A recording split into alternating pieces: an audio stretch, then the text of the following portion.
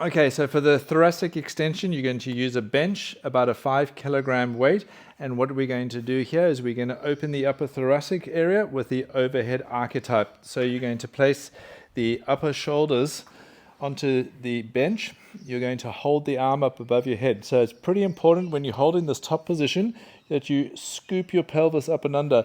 Avoid arching the back when you do this one. Tuck the pelvis up and under.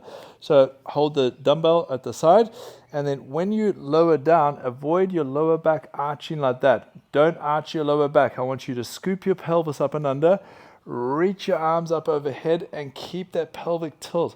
So that will really mobilize the upper back and get the lats to stretch out. So stretch, hold it. 1, 2, 3. Come up, tuck the pelvis up and under. Lift the dumbbell, looking up at the dumbbell.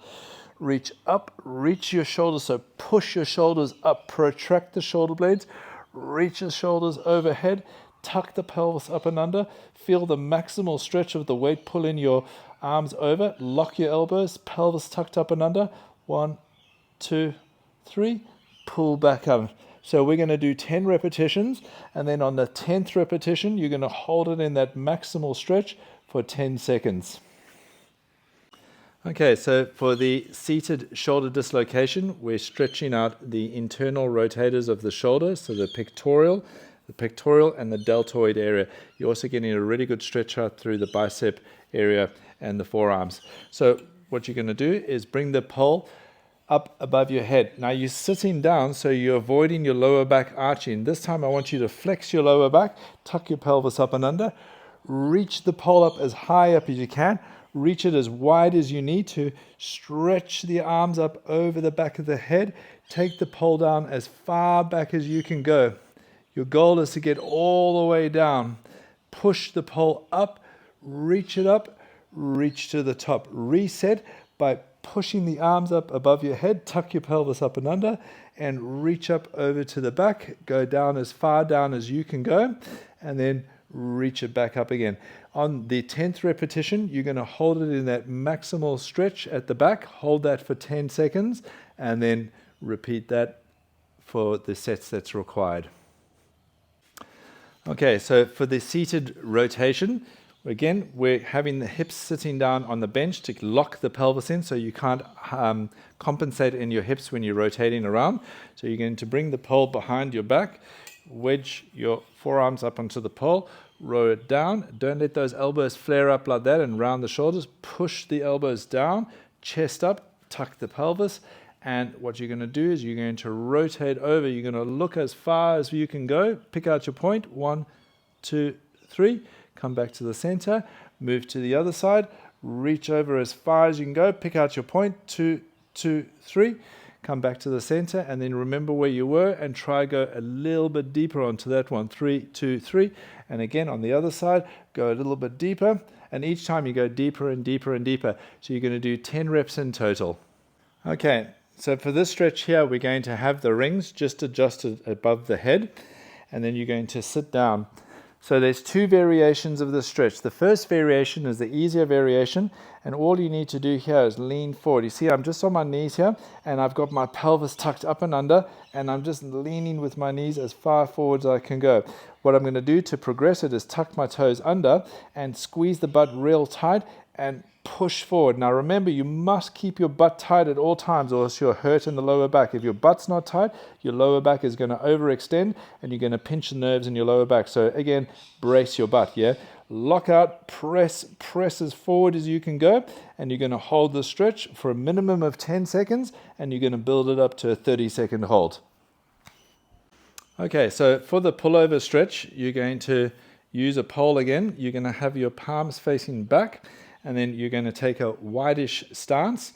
From here, you're going to lift the pole up as high up as you can. From there, you roll your chin into your chest, roll your upper back over, middle back over, lower back over, lock your legs, lock your elbows, push your shoulders through, extend over, and take a deep breath in. Breathe out, stretch over, and try get as deep as you can go. So hold it, 1, 2, 3, take a deep breath in.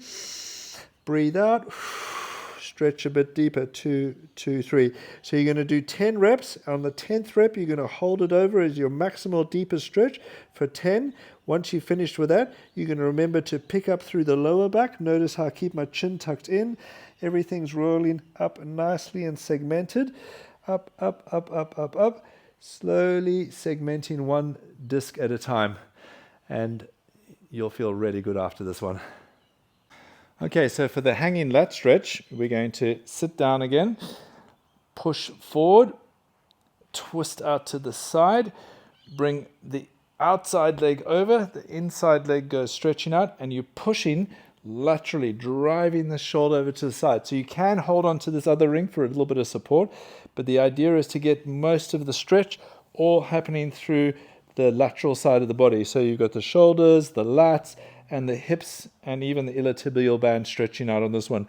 We're going to hold the stretch for a minimum of 10 seconds, pushing up to 30 seconds. Okay, so for the hamstring hinge, we're going to get a 10 kilogram dumbbell. You're going to place your leg up onto the bench. You're going to hinge over at the hip. Now pay close attention to my lower back. You see, when I'm hinging over there, that lower back is erect. At no point must your lower back round out there. That'll cause severe stress in your lower back, and we don't want that to happen. So we're going to only hinge as far as your body can tolerate. So you see, I'm putting my hand in my back here, and I'm feeling, can I maintain that natural curve in my lower back? So sticking my duck bum out. From here, you're going to go to your maximal hamstring stretch. You'll feel the stretch in the hamstring.